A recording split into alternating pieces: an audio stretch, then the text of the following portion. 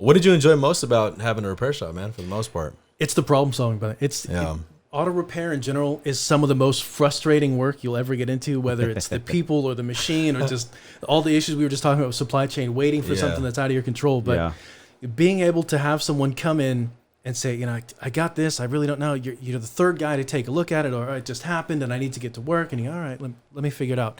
And going through the motions and relying on your experience and maybe plugging a couple of people online, talking to IATN, which is the national repair hotline, to see what other people have done. And then you take steps, find the problem, confirm it's the problem, fix the problem, test drive the car, everything's good. You get it back to them. They're like, how did you do what you did?